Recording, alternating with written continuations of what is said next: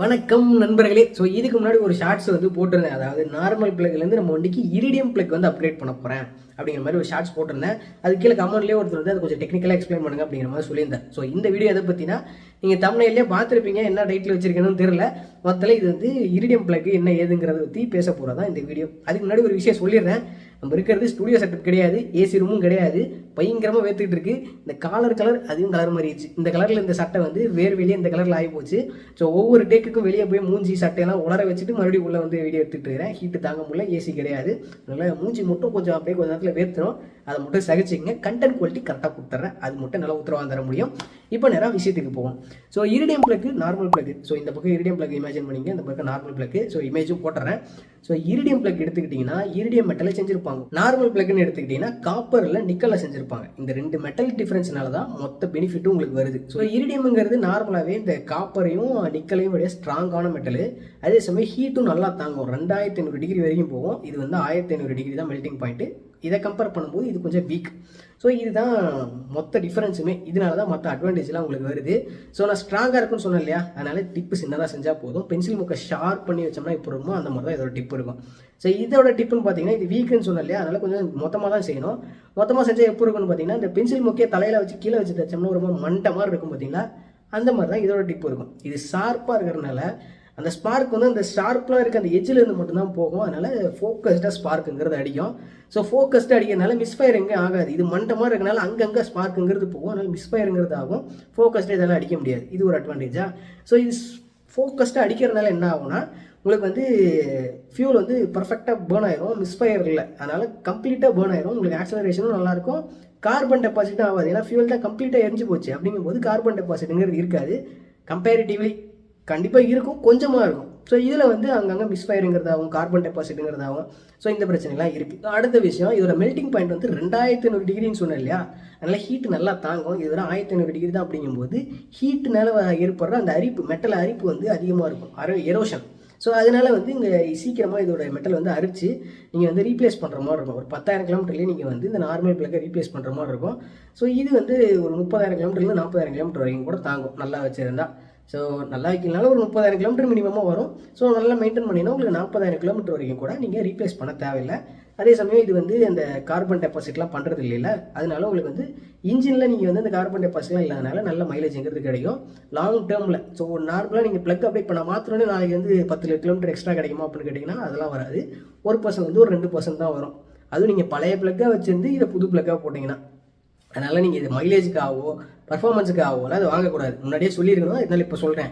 Mileage பர்ஃபார்மன்ஸ்லாம் இது தராது. Only உங்களுக்கு கிடைக்க போகிறது ரிஃபைன்மெண்ட். வண்டி வந்து ஸ்மூத்தாக போகும். ஸோ அடுத்த விஷயம் என்னென்னா, இது வந்து வோல்டேஜுங்கிறது கம்மியாக தான் எடுத்துக்கும். இரிடியம் வந்து நல்ல கண்டக்டர் தான். ஸோ ஷார்ப்பாக தான் அடிக்குது, ஃபோக்கஸ்டாக அடிக்கிறதுனால உங்களுக்கு அந்தளவுக்கு வோல்டேஜுங்கிறது தேவைப்படாது. நார்மலாக 20,000 வோல்டேஜ்லேருந்து 40,000 வோல்டேஜ் வரைக்கும் எடுத்துக்கும். ஸோ இந்த இதில் வந்து இது வந்து இருக்கிறதுலே கொஞ்சம் கம்மியாக எடுத்துக்கும். இந்த நார்மல் பிளக்குன்னு பார்த்தீங்கன்னா வோல்டேஜ் வந்து ரொம்பவே கன்சியூம் பண்ணும். ஸோ மண்டை மாதிரி வேறு இருக்குது, மிஸ்ஃபயர் வேறு ஆகிட்டு இருக்கும். அப்படிங்கும்போது வோல்டேஜ் இன்னமும் எடுத்துகிட்டு இருக்கும். இது எந்த இடத்துல உங்களுக்கு அட்வான்டேஜாக ஆகுதுன்னு பார்த்தீங்கன்னா, காலையில் கோல்டு ஸ்டார்ட் பண்ணும்போது தான். நார்மலாக நீங்கள் ஒரு ப்ரெஸ்ஸில் ஸ்டார்ட் பண்ண வேண்டியது இது வந்து 1 செகண்ட் 1.5 செகண்ட் சேர்த்து அழுத்தி பிடிக்கிற மாதிரி இருக்கும் பார்த்தீங்கன்னா காலையில் ஸ்டார்ட் பண்ணுறப்போ, அந்த கூலிங்காக இருக்கப்போ. ஸோ அந்த டைமில் வந்து இது கொஞ்சம் ஹெல்ப் பண்ணும். ஏன்னா உங்களுக்கு ஃபோக்கஸ்டாக ஸ்பார்க் அடிக்குது, மிஸ்ஃபயர் எங்கேயும் ஆகலை, அதனால் கம்ப்ளீட்டாக பேர்ன் ஆகி சீக்கிரமாக இன்ஜின் வந்து ஸ்டார்ட் ஆகிரும். ஸோ வோல்டேஜ் கம்மியாக எடுத்துக்கிறதுனால உங்களுக்கு அந்த இக்னிஷன் காயில் இருக்குது பார்த்தீங்களா, அந்த காயில் மேலே லோடு விழுவாது. அது மாதிரி லோடு விழுவாதனால பேட்டரியும் கொஞ்சம் நல்லாயிருக்கும். ஸோ இந்த பக்கம் அப்படி இந்த பையில பார்த்தீங்கன்னா மிஸ்ஃபயர் வேறு பண்ணி விட்ருவான். ஹீட்டும் அந்தளவுக்கு உடனே ஜென்ரேட் ஆகி இன்ஜின் வந்து ஸ்டார்ட்டும் ஆகாது. அதே சமயம் உங்களுக்கு அந்த இக்னிஷன் காயில் மேலே லோடு அதிகமாக வரும். ஏன்னா வோல்டேஜ் அதிகமாக இருக்கிறனால அது நேராக பேட்டரியில் கை வச்சிடும். ஸோ பேட்டரி வந்து உங்களுக்கு லோ வோல்டேஜாக இருக்க பேட்டரி, அந்த மாதிரி கொஞ்சம் சாக போகிற நிலைமையான பேட்டரியாக இருந்துச்சுன்னா வண்டி ஸ்டார்ட்டே ஆகாது. இதில் அந்த பிரச்சனை கிடையாது. மெயின் அட்வான்டேஜாக நான் சொன்னது வந்து ரிஃபைன்மெண்ட்டு அப்படின்னு சொல்லியிருந்தேன் பார்த்தீங்களா. இது வந்து நீங்கள் எந்த இடத்துல ஃபீல் பண்ணலாம்னா டிராஃபிக் டைமில் வந்து ஃபீல் பண்ணலாம்.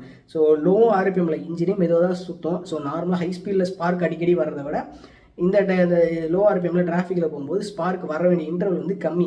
ஸோ அப்படிங்கும்போது இது ஆல்ரெடி மிஸ்ஃபயர் வேறு பண்ணிக்கிட்டு இருக்குது. அப்படிங்கும்போது உங்களுக்கு இன்னும் ஸ்பார்க் வந்து லெவல் கம்மியாக தான் இருக்கும்.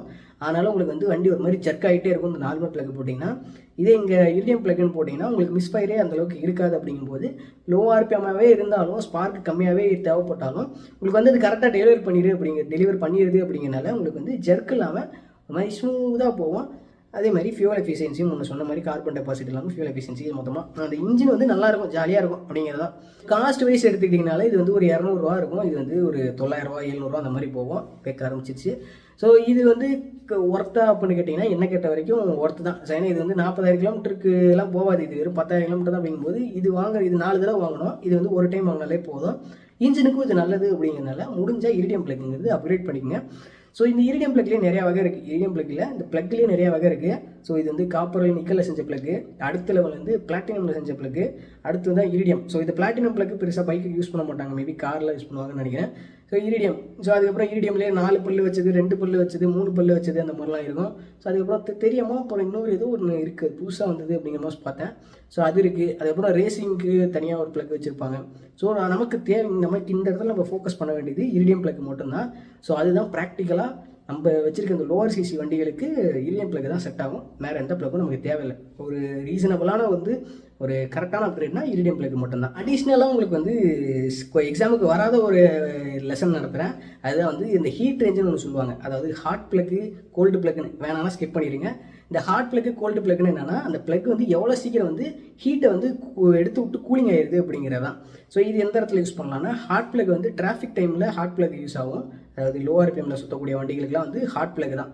ஸோ இதே நீங்கள் ஹை ஆர்பிஎம் நீங்கள் வந்து ட்ராக் ரேஸ் அந்த மாதிரி போகிறீங்கன்னா அங்கே வந்து கோல்டு பிளக்குங்கிறது யூஸ் பண்ணுவாங்க. ஸோ இதை எக்ஸ்பிளைன் பண்ணோம்னா, ஹாட் பிளக் வந்து அவ்வளோ சீக்கிரம் ஹீட்டை வந்து வெளியே தள்ளிடாது, ஹீட்டை உள்ளுக்குள்ளேயே வச்சுக்கும். நம்ம பழைய தோசைக்கல் மாதிரி பற்ற வச்சுக்கோனா ஒரு 4 தோசை சுட்டிங்கன்னா அடுத்து இந்த 2 தோசை வந்து அதே ஹீட்லேயே சுட்டுக்கலாம் அப்படிங்கிற மாதிரி. இது லோ ஆர்பிஎம்மில் அது டக்குன்னு கூலிங் ஆகிடாதுங்கும் போது அந்த ஹீட்டை உள்ளே தக்க வச்சுக்கிட்டே இருக்கும். அதனால் லோ ஆர்பிஎம்மில் இந்த ஹாட் பிளக்குங்கிறது யூஸ் ஆகும். இரிடியம் பிளக்கை பற்றி நமக்கு பேசவே இல்லை. ஹாட் பிளக்கு கோல்டு பிளக்குன்னு வேறு ஒரு மேட்டர் பற்றி பேசிக்கிட்டு இருக்கோம், அடிஷ்னல் லெசன். ஸோ இந்த கோல்டு பிளக்குன்னு பார்த்தீங்கன்னா ஈஸியாக டக்குன்னு கூலிங் ஆயிரும். அதனால் நீங்கள் வந்து இந்த ரேசிங்கு ஹை அண்ட் ஆர்பிஎம்மில் போகும்போது அது ஆல்ரெடி ஸ்பார்க் வந்துகிட்டே தான் இருக்குது, அது கூலிங் ஆகிறதுக்கே டைம் கிடையாது. அப்படிங்கும்போது இது ப்ளக்காகவே கூல் ஆகணும், அதனால தான் கோல்டு பிளக் யூஸ் பண்ணுவாங்க. இது ஹாட் பிளக்கு, இது கோல்டு பிளக்கு. இது பழைய தோசைக்கல், இது வந்து புது நான்ஸ்டிக் தவா. அந்த மாதிரி டக்குன்னு கூலிங் ஆயிரும். ஒரு தோசை சுட்டு ஆஃப் பண்ணும் போதே அடுத்த தோசையெல்லாம் ஊற்ற முடியாது, அரை தோசையிலேயே மொத்தமாக கூல் ஆயிரும், மாவாக தான் இருக்கும். ஸோ இது 2 தான் இருக்கிற டிஃப்ரென்ஸு. அடிஷ்னல் பேப்பர் மாதிரி அடிஷ்னல் வீடியோ.